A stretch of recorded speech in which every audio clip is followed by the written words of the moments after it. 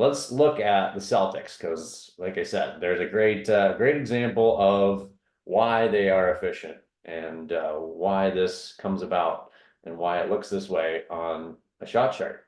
So their actual hottest spot is in this corner for whatever reason.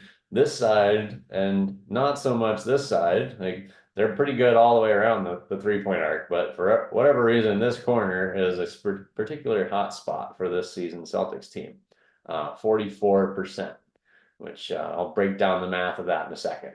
But what I want to see here from the whole shot chart, this is their whole season so far, going into the playoffs. They shoot a lot of threes and a lot of deep paint twos and not much else. They are hardly ever taking shots out here. And the question I would ask you to think about is why the highest level performing team in the whole NBA is not taking any mid-range or what we would call long two shots. I'll explain more.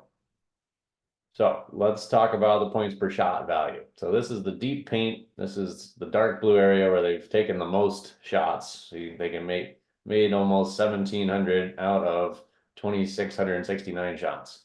And differential here is even noticeable. They're making 63.7. The rest of the league is averaging 59.9. So they got a margin, even on layups. For whatever reason, their offense is creating better quality shots. So given 63.7%, I just rounded up to 64% to make the math a little simpler for you to follow. But 64% times 2 points for each shot they made that they averaged 64% on, they were getting 2 points when they did make it. That averages out to 1.28 points per shot. That means every time they take a layup, it's worth 1.28. And the rest of their shots that they take all over the rest of the court, the rest of the game that's not a layup is pulling that down to the 1.15 we talked about already. That's their actual team average for the season. And so 1.28 means they should be taking more layups whenever they get a chance. And that's one thing they're doing really well at this season.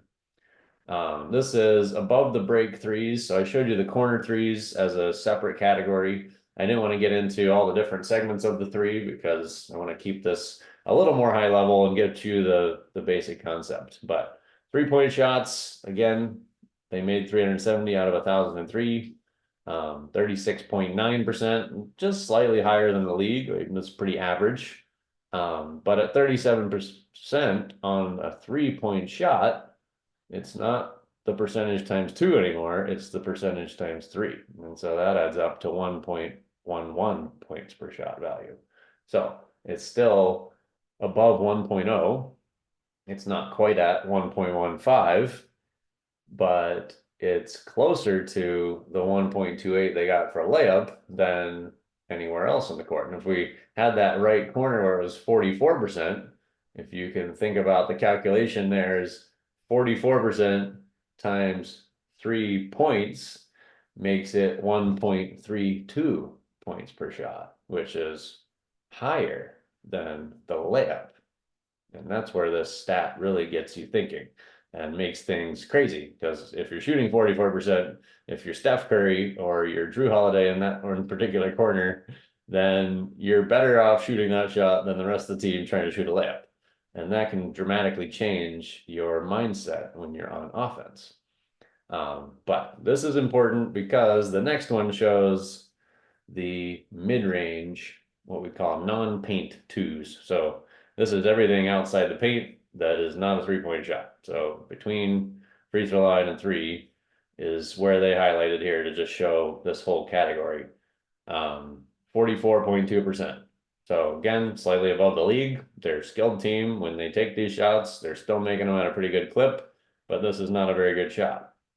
This is the same 44% as they shot in that 3-point right corner, but it's only worth 2 points. So now it's a terrible shot because 44% times 2 points is only 0.88, right? And if our average is 1.15 and our layups are 1.28, then every time we take one of these, we are killing our percentage, right? If they flipped the switch and decided to not take any more threes this season and they took all long twos in this space, then they would quickly drop to maybe the bottom of the league efficiency and scoring, and they'd lose their playoff games pretty quickly.